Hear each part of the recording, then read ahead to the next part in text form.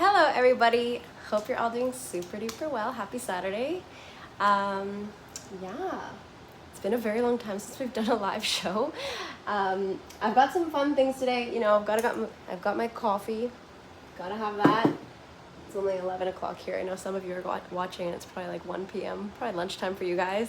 I also have some fruit because there's a few different things that I want to showcase to you guys, because if you follow me on Instagram, you saw probably a couple weeks ago or like a week ago that I made a mangostan post.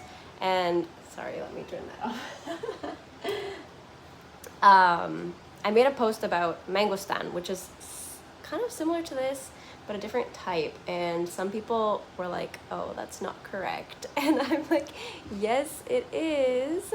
Hang on one second, let me just get the chat going here because I can't see what y'all are saying. Dun, dun, dun. Let me see here. Don't even know.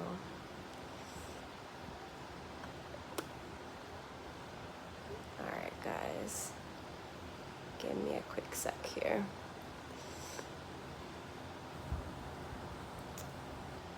Strange, for whatever reason I can't see. Oh, there we go. Hi. Yes, okay, so talking about the fruits, this is mangosteen, and if you saw in the Instagram post that I put last week, it was a larger one and it was more orange, and I mentioned that it tasted kind of like pumpkins with mango. It was very strange, and I think I've tried this one before, the mangosteen, but it's been many years, so I don't actually remember what it tastes like or anything, so we're gonna try that later. And it is basically like a cousin to the mangostan, which a few people were saying, oh, it's not correct and all that, but yeah, that's that. And then this one here is actually, here, let me put this down. This is guayaba. And it's strange, I've actually never seen this one that's totally white, because usually when I see them, they're like pink inside.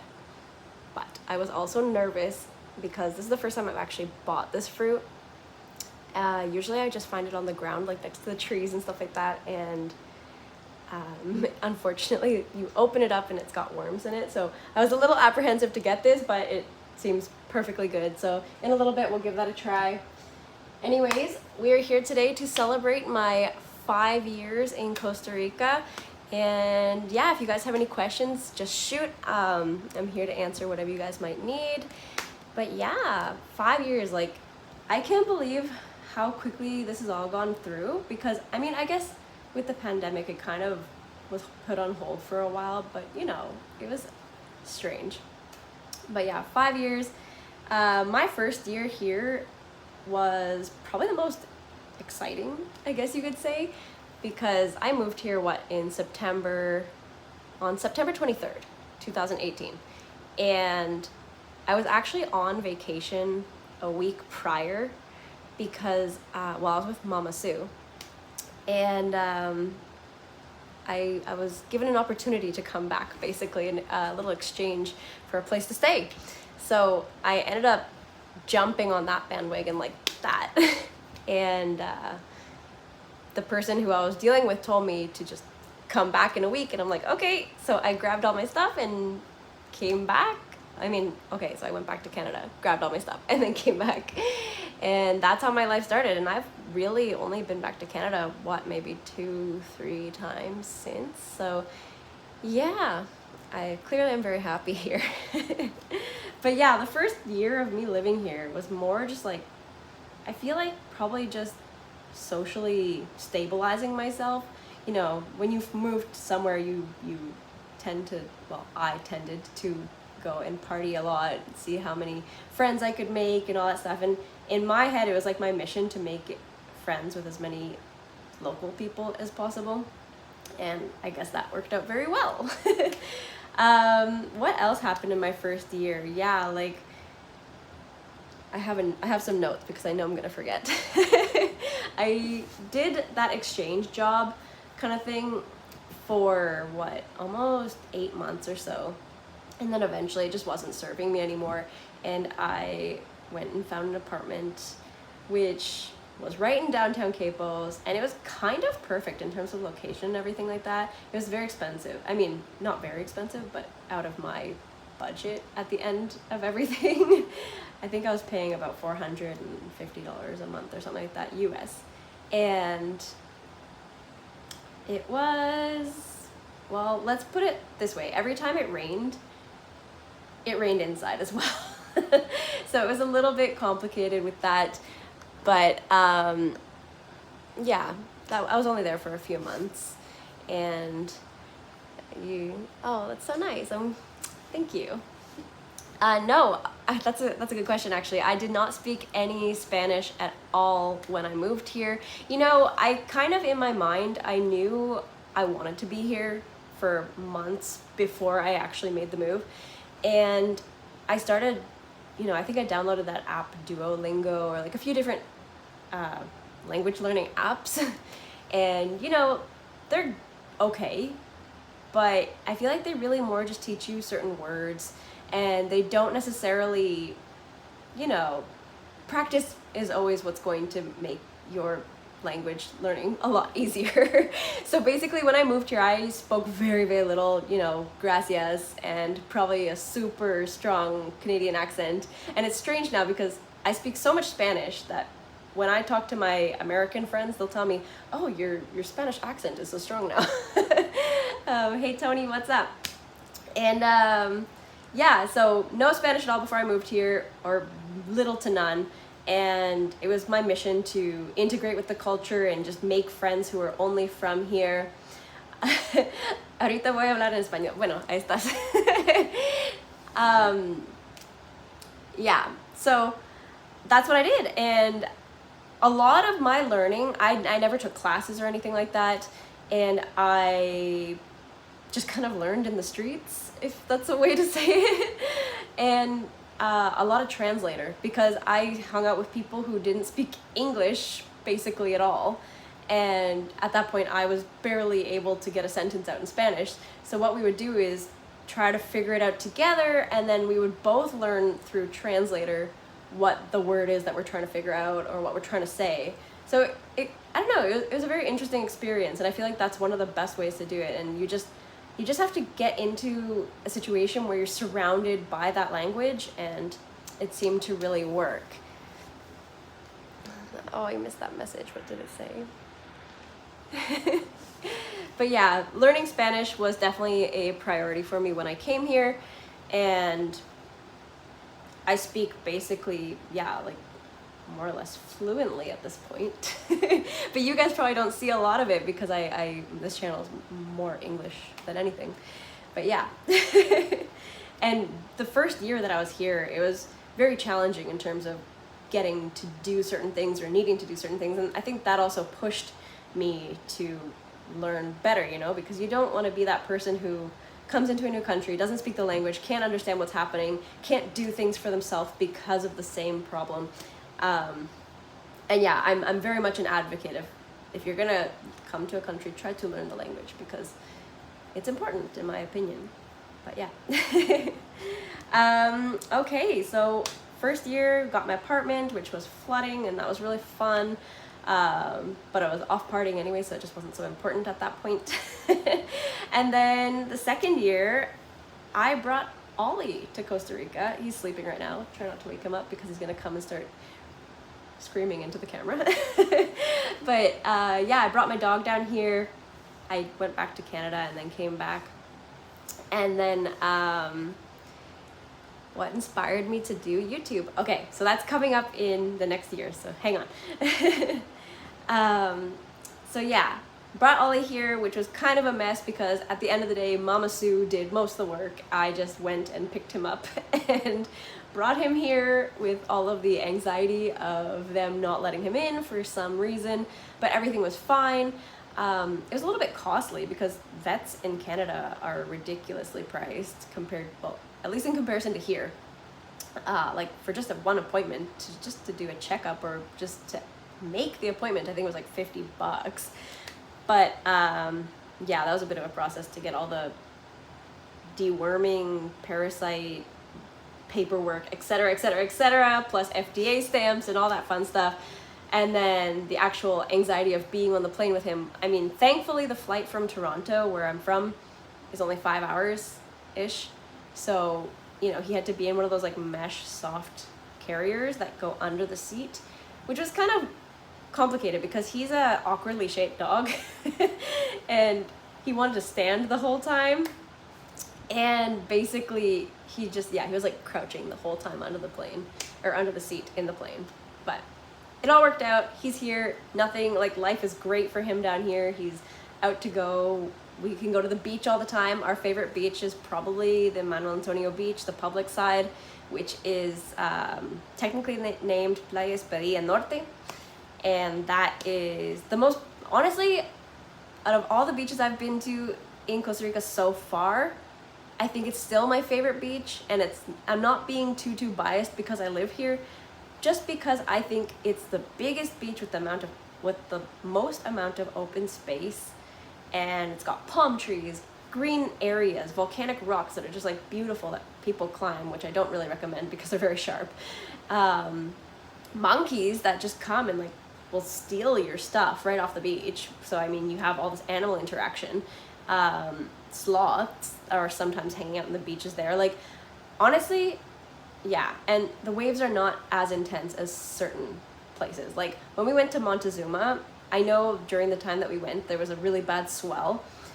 So the waves were just like enormous. You couldn't do basically anything close to the water because it's just unsafe. I hope you enjoy your time in December, January. You're gonna have a great time.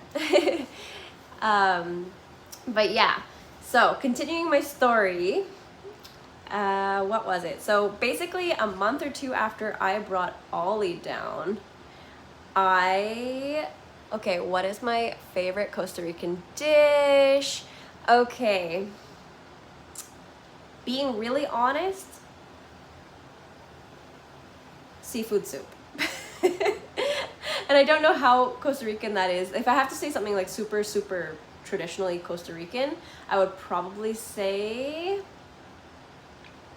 oh, that's a tough one.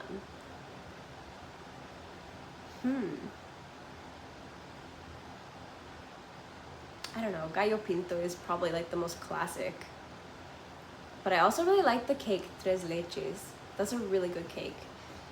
Or if you can find a chifrijo, that's the one.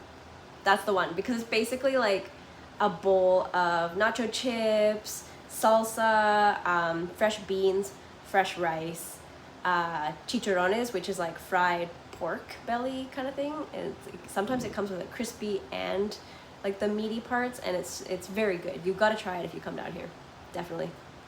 And yeah, where was I? So after a few months of living here with Ollie, I think at that point I had moved again because there was already plans that Mama Sue was gonna come down. So I think we were at a new apartment. Oh my God, my memory is fading. But yes, we moved to the apartment in Manuel Antonio from Capos because the other apartment in Capos was just like a flooding cockroach nightmare. And yeah, so I talked with Mama Sue. She said she was gonna come down, and we decided, okay, let's share the apartment in Manuel Antonio. And I went and found it, got that dealt with, and then Ollie came down. That's how it went. And then from there, about a month later, Mama Sue came down to begin her living time here. Kind of on and off for a little while because she has stuff to deal with, but yeah. And that was fun. We started going out more, you know, I had someone to kind of lean on a little bit. And that was a very fun year. We really got to experience different hotels. And one of the cool things about, well, I don't know if it's the whole country, but I know in Manuel Antonio, most places that have like a swimming pool, such as like a hotel or whatever, they will allow you to go and hang out for the day if you are going to buy something, or some places have like a limit of how much you need to spend to be able to spend the day and swim and all that fun stuff. But I think, yeah, we did that. We went to a whole bunch of different places. So if you guys are ever wondering what hotel might be ideal for you, let me know. Maybe I can help you with suggestions and stuff like that. Oh yeah, and year 2, I also met my beautiful husband Luis, who is working right now. Some of you guys have asked in the past why I don't show him too much on the camera, and it's more or less because he just doesn't like being in front of the camera too much. So it's not because I don't really care to do it, it's just he doesn't love it. So I respect that. What part of Costa Rica have I not visited yet that I would like to explore, or maybe soon? I'm so desperate to go to the Caribbean side, and me and Luis have been trying to plan that for like months now, but now that he's back to work and we're a little bit tight on cash kind of stuff, so we don't have the opportunity to go right now, but we've been trying to make that plan for like the past year. So hopefully that will be our next trip as soon as we can, because I really wanted to get to know Punta Uva, which is kind of just like a little bit further south of Limon. I mean, I want to know the whole area, but if there's one specific one, I think it would be Punta Uva, because it's close to the national park, Manzanillo and all that stuff. And I think you can pretty much go around on bike to and from for the most part. I mean, I'm not 100%, if I'm saying that and it's wrong, I'm sorry. But yeah, if I could go anywhere, it would be to the Caribbean side, because I just want to see what it's like. Everyone says it's a different vibe, and you can kind of tell because a lot of people from there will come visit Manuel Antonio, and you know, they'll come for holidays with their family and stuff like that, and you can tell that they're just kind of like a different style of Costa Rican. So I think that's something for me that I would just love to do. I would love it. And yeah, okay, so at the end of, well, coming to like mid/the end of year 2 of being here, I'm pretty sure that's when the pandemic hit. And me and Luis were actually in Jaco at the time. And it was weird. Like, I think we saw like a news alert or something saying like this like serious disease is happening and everyone needs to go home and stay home. And we're just like, what is going on? And then so we ended up going back to Capos because that was the plan for the day anyways. And the following week, all of our work was just shut down. There was no tourism, no more flights, nothing. And so that was another period of time of just strange things happening. And no work, nothing to do. There was no tourism. So, and it was so weird because when me and Mama Sue were living in Manuel Antonio, and she was there for the whole time of that, well, more or less, yeah. And Costa Rica also shut down the borders until like the following year or something. I think they kept extending it over time, if I remember correctly. But yeah, so I remember the streets and like in Manuel Antonio were completely empty, and that was just so incredible to see because it was just, it's so unusual because usually those streets are jam-packed with people walking, cars, taxis, everything, shuttle buses. And yeah, that was a very strange time. Kind of just like a long period of nothingness, really. Difficulty. That's what it was. And I think, yeah, during that time I started my YouTube channel. So I was without anything to do, and I had my camera gear, I had all my stuff, and I thought, you know what, I'm going to start a YouTube channel. And my first video was our house tour, which was horribly embarrassing now that I look back, but you know, you gotta start somewhere. I remember like walking around with my cell phone and just trying to make the best quality video I could possibly do. And yeah, for me, I look back and it's quite funny. And I feel like there's certain things that I could have cleaned up that I didn't even do, but whatever. I did what I did, can't be undone. That coffee's amazing. So yeah, started that. And then that's when all the adventures started to kind of come through. And we started doing more traveling. I think at that same point, we also went to La Fortuna for the first time because during the pandemic, a lot of hotels and stuff were also giving like extraordinary discounts so that they could make something during that time. So me and Mama Sue decided, okay, let's go and do this and this and this and try to just consume our time with something and help me to get started with this project. And that worked out really well because, I mean, now here we are, what, 3 years later? And I've got all you lovely people here watching and hanging out with me. And yeah. So after that, oh yeah, we also went to Hako during the pandemic and I made that one video. I have to go back to Hako and remake a video because I feel like that time was sort of not the best time to really capture Hako, but because Hako is like a lively place and there's a lot going on, and I definitely want to show you guys a bit of nightlife. My only concern is like how, I don't know, bringing my cameras out at that time of night and stuff like that. I do feel a little nervous, but I'm sure it will be fine. I'll just bring my Luis bodyguard. And then yeah, so year 3 and 4 were basically me just working on the YouTube channel, and at some point people started opening up the tourism started opening up again, and you know, Luis got back to work and everyone was starting to recuperate, and I just carried on with my videos and my adventures. Eventually we went to Guanacaste, and I think that was like the coolest part. The first time we went to Guanacaste was probably the most fun time because we went to Tamarindo area and Bahia de los Piratas, which was really cool. I love that beach. That was really pretty. And Las Catalinas, I think it was the same trip.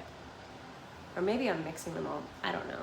And then we also went to Rincon de la Vieja, which was awesome. That was a really, I don't know, it's a really interesting area. And that was the first time I've ever actually seen those toucans with like the blue part on their beak. And it's so cool the way toucans do it. Like they'll just swoop down in front of your car and you'll just be like, oh, and you have to keep that image in your head for the rest of your life basically. But yeah, that was really cool. And then last year we also dealt with my residency documents, which I'm still waiting on.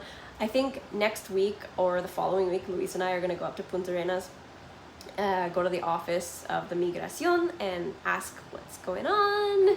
I mean, as I've said in previous videos, I am in no major rush because really I don't have a license, so I'm not like eager to what's the word, renew that or anything or get that usable. And I'm just here waiting basically. But I know people have said you have to be kind of on top of it, otherwise it'll take years and blah, blah, blah. So we are gonna see if we can go in the next coming weeks and figure out what's going on with that, just so we are in the know. Because basically I'll check up on the website. They gave me like a expedient number and everything that I can check whenever I want basically, except for it has to be on a weekday between 7 a.m. and 7 p.m. Otherwise it's like a closed website. And it hasn't changed since March, so not really sure what's going on with that. Hopefully we'll get some news in the next few weeks. But yeah, that was fun. Lots of trips to San Jose and dealing with a lot of paperwork and stress, mostly coming from Canada's end of things, but anyways. And what else happened? Oh yeah, I got married as well, as you guys figured that out by now. And we didn't do anything special. We literally just went to the lawyer's office and had our witnesses, which were like our friends and Luis's sibling, and signed the documents, and then went to the beach, invited Mama Sue, and partied it up. And that was pretty much it. Yeah, we're not really big people and that kind of stuff. But I think that's pretty much it for my 5 years of, well, you know, we're coming into the 5th year now, so that's yet to be told. And, oh, one thing that I never mentioned to you guys yet, which I was kind of in the works of it, and probably some of you already know, on the 8th of September, they started this new migration thing where if you're coming to Costa Rica and you'll get automatically the tourist visa. Well, let's see what that says. What's another beach? Oh, thank you. So another beach that would be similar, I'll get back to the story in a second. Another beach that would be really awesome aside from Manuel Antonio. Okay, so I mean, it depends on what area really, but Playa Bizans is one of my favorites, but you have to go in low tide because the beach will just get completely covered out. Another great beach, I wouldn't say Dominical, to be very honest with you, because it's very rocky and twiggy because it's right next to the river mouth. Playa Linda is really nice, but the waves are a bit rough, so you just gotta be careful. But the beach is beautiful. Playa Linda is like right beside, well, it's in Matapalo, and that's between Quepos and Dominical. And it's kind of hidden, so it's better if you could look it up on a map, do that. But it's a very nice beach. It's got some palm trees where you can sit out and not get totally burned by the sun. And yeah, the only thing is just be careful with the waves. Don't go out too far because it does get a bit rough, because it's one of those beaches that it's very similar to a lot of the beaches in well, along the Pacific coast, where it's kind of just a straight line of just beach after beach after beach after beach with no peninsulas or anything like that. And that's when the waves start getting really intense, and just like, I guess because of the wind, there's nothing stopping the wind that's causing the intense waves. But yeah, Playa Linda is really nice. Another beach that's also really nice is Playa Esterillos. I don't know if there's a difference between oeste y este, which is like east and west, because it's basically all just the same beach. But yeah, that's also a really nice place, especially to go see sunset. So yeah, going back, oh, and thank you for the congratulations. Oh, right, and I saw another question there too about how I met Luis, and I met Luis on a catamaran here in Mount Antonio. I was doing some video work and stuff on the catamaran, and he was the bartender slash second hand to the captain slash the guy who does basically everything that nobody else wants to do. So that's where I met him, and I was going there quite a lot, so we started to hang out more. I think the one day that we officially hung out, it was like, I was at the beach with Mama Sue, and he sent me a message with a picture of a beer in his hand, and I sent a picture of us on the beach with a couple of beers, and he's like, can I come hang out? And I'm like, sure. And I think that was also the first time Mama Sue has been on the back of a motorcycle. That was a funny story, really. But yeah, that was the start of us. And yeah, so I think going back to the story, if I miss any of your questions, just let me know, because they kind of just disappear. So yeah, Costa Rica is now allowing tourists to stay for 180 days, which is what, 6 months? Before it was 90 days. So, you know, as soon as I'm able to stay in the country, you know, they changed that up on us. But that's totally great news for you guys. The only thing about it is that if you are a driver and you have a foreign license, basically you have to still exit every 90 days to be able to renew the license. I haven't heard any exact reasoning to that. My logic is because the country is already so full of cars and it's just so small and the roads are not the best, that they just don't want more drivers. But yeah, that's the only downfall about it. Otherwise, you guys can stay here for 6 months. I mean, obviously it's up to the migration officer when you come in. You know, they're gonna ask you where you're gonna stay. You have to tell them, be honest, and blah blah blah. But I've heard that more often than not they're putting the 180 instead of the 90 days, or you know, they could put whatever number they feel like at the end of the day. But yeah, great news. So yeah, I think that's pretty much all I really want to say for now, but let's try some fruit. Honestly, it smells like it's maybe not ripe, and I don't have my professional fruit person to tell me if it's ripe or not, but we're gonna give it a try. This is the guayaba, or some of you might know it as guava. I think that's technically like the English form, but here we call it guayaba because guava here is like slightly different. And then there's also guanabana and guava. There's all these different fruits with a very similar name. One day I will show you all of them, but these are the ones I could find in the store today. So it smells like an apple that is not yet ripe. We're gonna give it a try, and if I'm eating this wrong, please let me know because I've never had this before.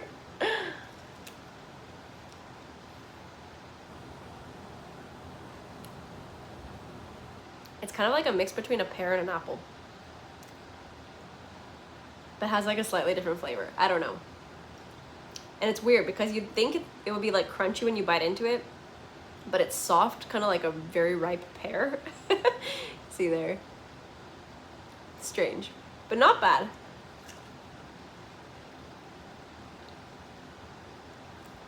And the seeds are a bit hard. I don't know if I'm supposed to eat the seeds. But I think this would be really great in a drink. What we do here is we make a lot of different natural drinks. So we'll just get fruit. You can either freeze it or add ice to it separately, and just blend it and then strain out the seeds and stuff like that, and it's super yummy. I do that a lot with, actually the last one I did was with maracuya, which is passion fruit. It was so good. Okay, every time I eat one of those cactus tuna fruits, I feel like I'm doing it wrong. I'm trying to think, cactus tuna fruits. Is that one of the ones that, is it white on the inside or is it the dragon fruit? Let me know. Because I know the guanabana, it is pretty spiky on the outside. And oh, mamones, they're so good. I was actually hoping to get some of the mamones for today from my tree that is outside, but there aren't any right now. And I was even like looking on the ground, like, is there maybe one usable one? And no, there's nothing. But those are delicious, and they taste like kind of like grapes, but they've got a seed in the center. And the reason that they're actually called mamon is because the word, okay, this is maybe slightly inappropriate, but the word mamon is like someone or like a guy who will like suck something. So yes, they are so much fun because you just rip them open and go at it, right? But yeah, mamon, the real word is rambutan. But mamon chino is the technical Costa Rican term. But yeah, mamon is another word for like someone who sucks on something, and you're supposed to, the idea is to suck on the fruit, right, to get it off the seed. I feel embarrassed just saying that, but anyways. And then here we've got our mangosteen, and like I was saying earlier at the beginning of this video, it's been so long since I've tried something like this that I really don't even remember what it tastes like. And to be very honest with you, I don't know if it's maybe gone a little funky, but we're gonna try it. It's a little bit messy, so let me do this here. Luisa's sister was saying a couple days ago that someone, the first time she tried this fruit, the person who was selling it to her told her to eat the red part. Oh my god, that's slippery. Like this part. So she did, and I'm looking at this now and feeling it, and it feels like powdery cardboard. So just imagining putting that in your mouth would just be horrendous. Anyways, that's I think it's very ripe. I think it's a little too ripe, but it's very sour.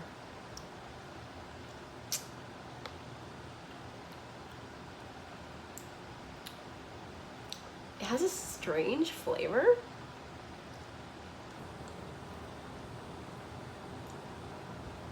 I can't really put my finger on it. It's almost like grapes with oranges. Very citrusy, or like, I don't know, it has like a zing to it. My hands are covered in juice now. But yeah, so that's my story of me being here in Costa Rica this year. Obviously, well, okay, one of the bigger parts of this year that I did not include was Luisa's accident, because that obviously affected a lot of my life, and it was a highlight, if we will. But yeah, we spent the past, what, like 8-9 months in the house, more or less, in recovery. So not much to do about that. And yeah, now he's back to work, and we're, you know, we don't have a lot of cash right now, cash flow, because he's just trying to start getting back. Oh, and that's one of the things, like, maybe some of you are wondering, the hospital does actually, well, it's not really the hospital, it's like the insurance that comes from work and everything. They do cover a lot of the time off in terms of payment and stuff like that. So it's not like they just leave him to recover and that's it, fend for yourself kind of situation. So that's one good thing about, well, I guess it depends on your workplace and everything like that, but yeah, everything seemed okay. And the hospital care was not too bad, honestly. Like, there's obviously things I would complain about just because I am a strong-willed person who doesn't like seeing certain things and blah, blah, blah, but at the end of the day, he turned out very fine, and I think the hospital care probably helped with that. So yeah, I think that's pretty much all I really have to say. If you guys have any more questions, please do let me know. And also, if this is over, you can leave comments. I believe after this you can leave comments in the little comment section below. And I'll review the chat replay after all this just to make sure I didn't miss anything, and if I did, I'll answer you there. But yeah, thanks so much for tuning in, guys, and I will be seeing you real soon. I'm actually going to be editing a video today. I'm doing another week in my life video because some of you guys seem to really enjoy that. So I will see you very soon. Thank you so much for tuning in. Thanks for your questions, and I kind of enjoyed this. So let's see if we can do this again soon. All right, guys. Ciao.